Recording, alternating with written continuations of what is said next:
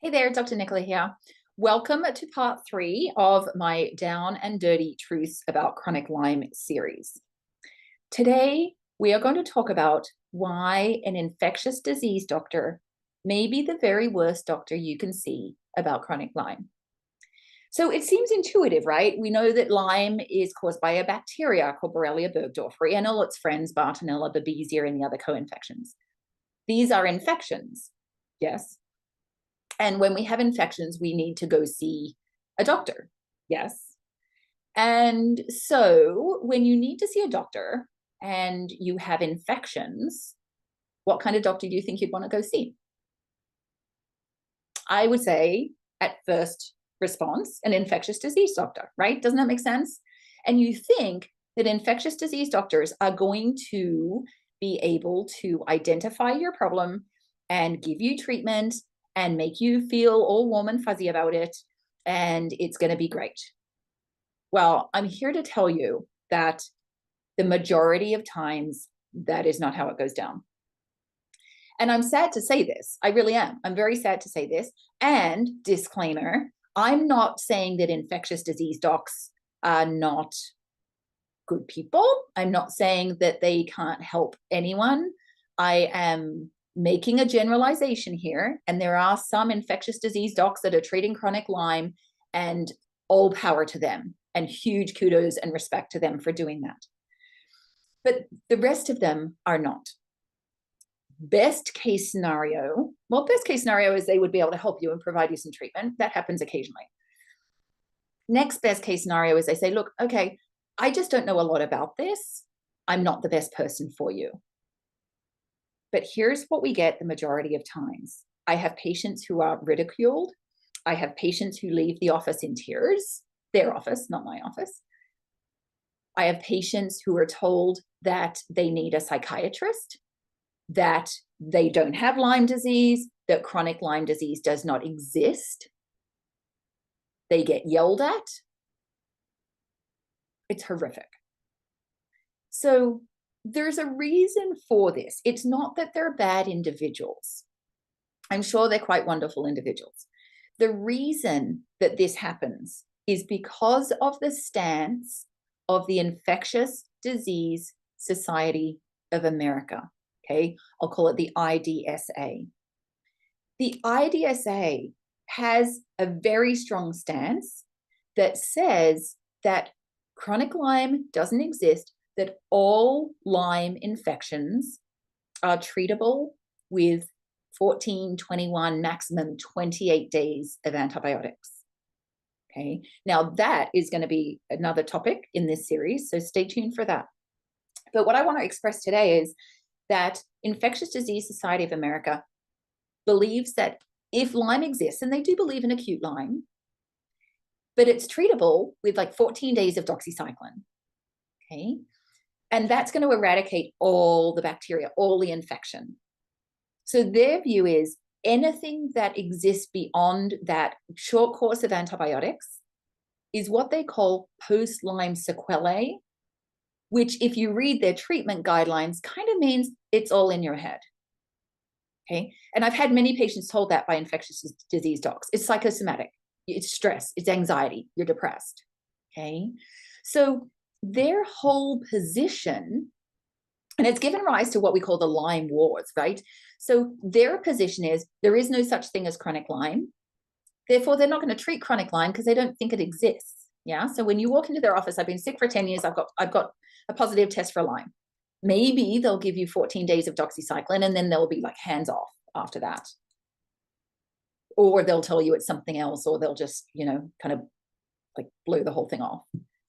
Right. So beyond that 14-day course of doxy, whatever, there's a few in their treatment guidelines, there's a few different antibiotics, but it's never more than 28 days of any one thing. So after that, in their view, it's all just kind of psychosomatic or stress related or due to something else. Right? And this is how they have been taught. They've gone through medical school being taught this.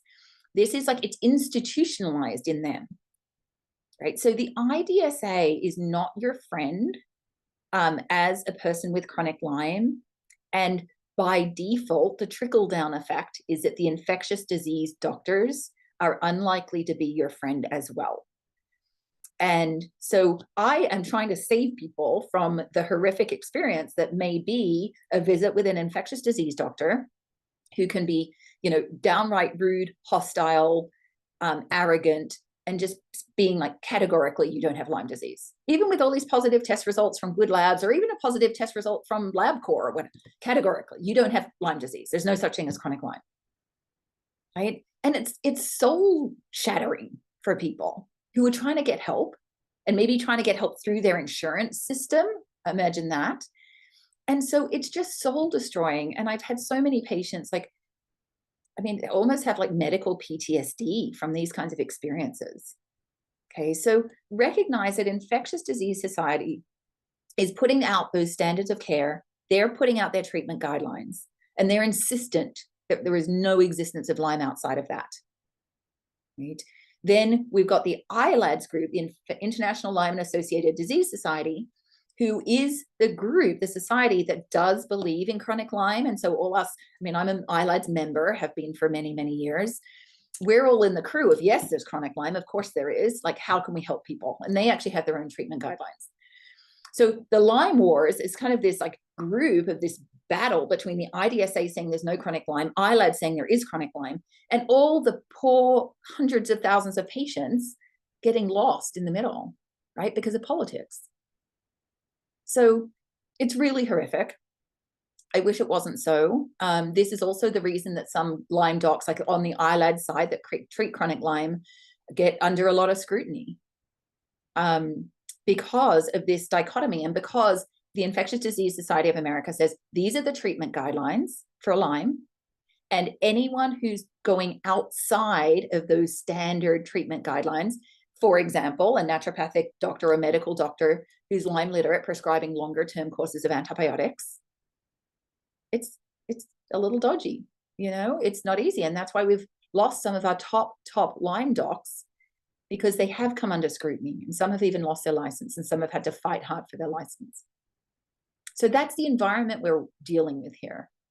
Is it pretty? It is not. It is a real mess. But I think we just have to be realistic about it and be like, okay, this sucks, but this is the situation. And seek out the practitioners. There are plenty of practitioners. I have seen ILADS grow over the course of the last 15 years or so, from, the annual conferences where there's, maybe 100 people, and we're all like the renegade people out there doing the thing. And now there's like thousands of people. It's a huge organization, and there's lots of different kinds of practitioners.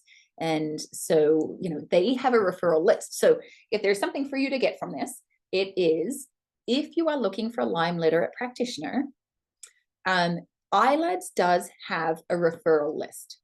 Okay.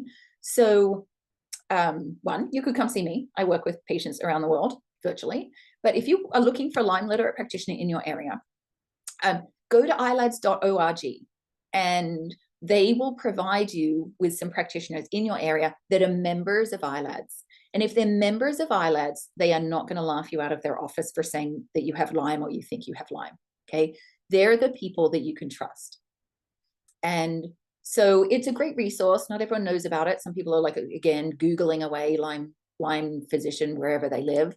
But ILADS is a reputable organization, and their members at least know what's going on. Obviously, there's going to be different personalities. There's going to be different skill levels, different experience levels. But just as a whole, you can be pretty much assured that that practitioner is going to believe in chronic Lyme, know how to test you accurately, and know how to treat you, and treat you well as a human being in the meantime, right? So that's all for today. I look forward to seeing you in the next video.